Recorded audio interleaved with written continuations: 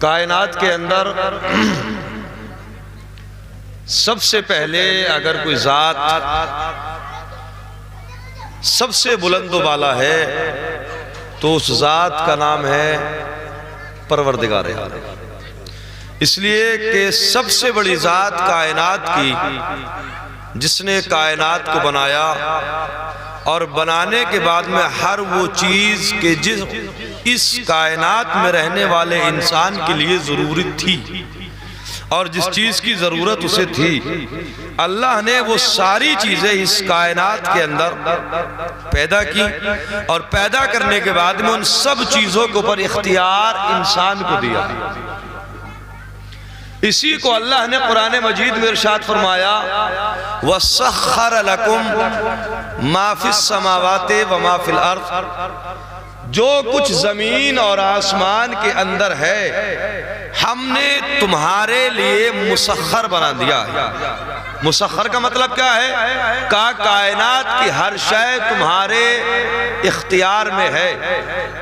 یہی وجہ ہے کہ انسان نے لاکھوں ٹن لوہے کو پانی کے سینے پر لے کر چلنا سیکھ لیا۔ لاکھوں ٹن کو انسان نے وزن کو ہوا میں لے کر اڑ رہا ہے۔ انسان کو پروردگار عالم نے وہ طاقت دی کہ اس نے ہوا میں، فضا میں، خلا میں، زمین میں، پانی میں، سمندر میں، ہر چیز کے اوپر اپنا اختیار اور اپنا کنٹرول کر لیا۔ ساری چیزیں اللہ نے اگر بنائی ہیں تو کس کے لیے بنائی؟ انسان کے لیے بنائی۔ ساری چیزیں انسان کے لیے بنانے کے بعد اب اس انسان کو بنایا اپنے لیے۔ وَمَا خَلَقْتُ الْجِنَّ وَالْإِنسَ إِلَّا لِيَعْبُدُونَ، میں نے جن اور انس کو نہیں پیدا کیا سوائے اس کے کہ وہ میری عبادت کریں۔ ساری کائنات بنائی انسان کے لیے، انسان کو بنایا اپنے لیے۔ کائنات نے ذرہ برابر بھی انسان کی مخالفت نہیں کی۔ سورج اپنے وقت پہ نکلا، وقت پہ جا کے چھپ گیا۔ چاند اپنے وقت پہ نکلا، وقت پہ جا کے غروب ہو گیا۔ بارش اپنے موسم میں آئی، برسی، کسان کو فائدہ ہوا، انسان کو فائدہ کیا، چلی گئی۔ سردی اپنے موسم میں آئی۔ ہر چیز پروردگار نے جو انسان کے لیے بنائی تھی، کسی نے پروردگار عالم کی مخالفت نہیں کی۔ کوئی بھی چیز پروردگار عالم کے سامنے نہیں آئی، صرف حضرت انسان کو اپنے لیے بنایا تھا، یہی پروردگار کے مقابلے پہ آ گیا۔ اسی نے خدا ہونے کا بھی دعویٰ کر دیا اور اسی نے نبی و رسول ہونے کا بھی دعویٰ کر دیا۔ فرعون کون ہے؟ انا ربکم الاعلی، میں تمہارا سب سے اونچا رب ہوں۔ شداد نے آنے کے بعد خدائی کا دعویٰ کر دیا، نمرود نے آنے کے بعد خدائی کا دعویٰ کر دیا۔ یعنی کائنات میں انسان کو اپنے لیے بنایا تھا، عبادت کے لیے، اور مقابلے پہ کون آیا؟ انسان ہی آیا۔ لہذا سب سے بزرگ ذات اللہ کی ذات ہے۔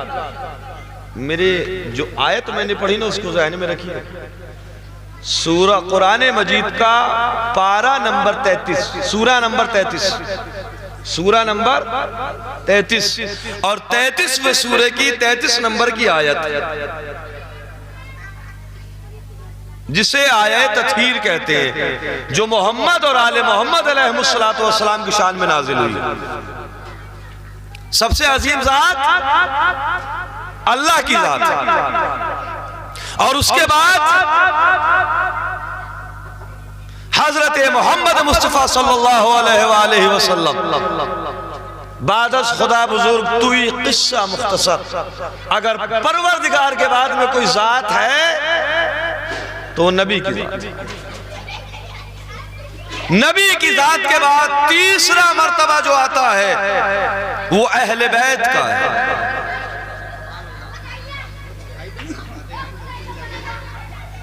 لہذا متوجہ رہیے گا، اللہ کے بعد نبی کے بعد اہل بیت کے بعد اصحاب نبی۔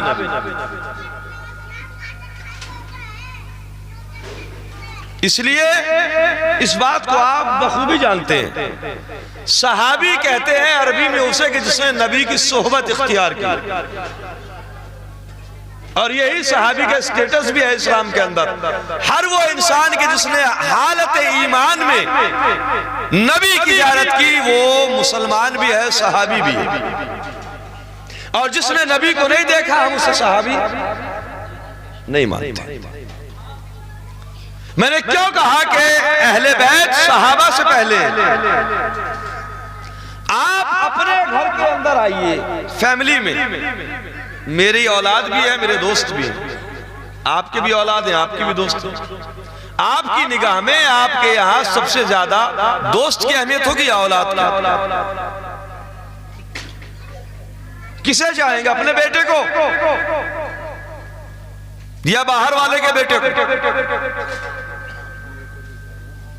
اہل بیت وہ ہیں کہ جو گھر والے ہیں، صحابہ وہ ہیں کہ جو باہر والے ہیں، اور نبی کو اگر سمجھنا ہے تو ان سے سمجھیے جو اندر بھی ساتھ میں رہتے تھے اور باہر بھی ساتھ میں رہتے تھے۔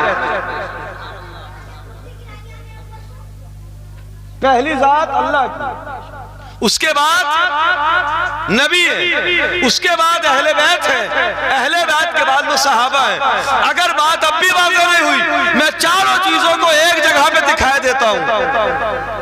اللہ کی مسجد ہے، نبی عالم سجدہ میں ہے، اہل بیت حسین پشت نبی پہ ہے، صحابہ نبی کے پیچھے ہیں، ہے کہ نہیں؟ اور جب آ کر بیٹھ گئے امام حسین، اب نبی اٹھنا چاہ رہے ہیں تو انتظار ہے وحی کا، جبرائیل کو بھی انتظار ہے کہ پروردگار بھیجے تو میں جاؤں۔ جس نبی کو نبی 3 یا 7 مرتبہ پڑھتے تھے، حسین پشت پائے تو 70 مرتبہ پڑھا۔ اس کا مطلب یہ ہے جہاں حسین آ جائیں وہاں عبادتوں میں اضافہ ہوتا ہے، کمی نہیں ہوتی ہے۔ جہاں امام حسین آ جائیں وہاں عبادتوں میں اضافہ ہوتا ہے۔ لہذا اللہ نے اسی قرآن مجید کے اندر ارشاد فرمایا، انما یرید اللہ، بس اور بس، فقط اور فقط، صرف اور صرف۔ کلمہ انما عربی کے اندر حصر کے لیے آتا ہے، آسانی سے سمجھنے کا مطلب کلمہ حصر کے معنی یہ ہے کہ کسی گھر کے دروازے پر تالا لگا دینا۔ تالے کا مطلب کیا ہے؟ نہ باہر کا آدمی اندر اور نہ اندر کا آدمی باہر۔ اللہ نے جب طہارت اہل بیت کا اعلان کرنا چاہا تو اللہ نے پہلے کلمہ حصر رکھا۔ اب میں صرف آیت کے اوپر گفتگو کروں گا۔ صاحبان نظر بیٹھے ہیں، حافظان قرآن، قاریان قرآن، تلاوت قرآن مجید کرنے والے بیٹھے ہیں۔ نظر ہے، نظر نہیں ہے تو آپ جا کے اس کو کہیے گا۔ سورہ احزاب قرآن مجید کا آیت سورہ نمبر 33 اور اس سورہ 33 نمبر کی آیت نمبر 33، اس میں اللہ تعالیٰ ارشاد فرمایا کہ بے شک بتحقیق بس اور بس اللہ کا ارادہ یہ ہے کہ اے اہل بیت آپ سے نجاست کو دور رکھے۔ یرید اللہ، اللہ کا ارادہ لیذہب عنکم، تاکہ آپ سے وہ لے جائے، آپ سے دور رکھے رجسا، رجس کو، خباثت کو، گندگی کو، پلیدگی کو، نجاست کو۔ رجس کا مطلب نجاست نہیں ہے۔ نجاست ہمارے ذہن میں صرف نجس چیز کے بارے میں خیال آتا۔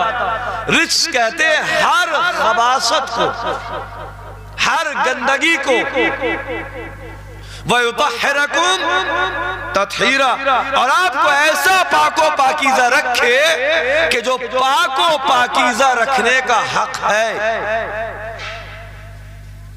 یہ اللہ نے قرآن میں نبی اور اہل بیت نبی کی طہارت کا اعلان کیا۔ اب آپ اس جملے پہ غور کیجئے، یہ موقع کب کا ہے؟ جب یہ آیت نازل ہوئی ہے، یہ موقع کب کا ہے؟ قرآن مجید کے اندر جب بھی کوئی آیت نازل ہوتی تو اس کا ایک شان نزول ہوتا۔ آیت کیوں آئی، کب آئی، کیسے آئی، وجہ کیا تھی؟ اس آیت کے اندر کیا میسج ہے؟ اس آیت میں کس کو خطاب کیا گیا ہے؟ آیت اللہ نے بلا وجہ نہیں بھیجی ہے۔ قرآن اللہ نے نازل کیا، با مقصد نازل کیا، بلا مقصد اللہ نے نہیں نازل کیا۔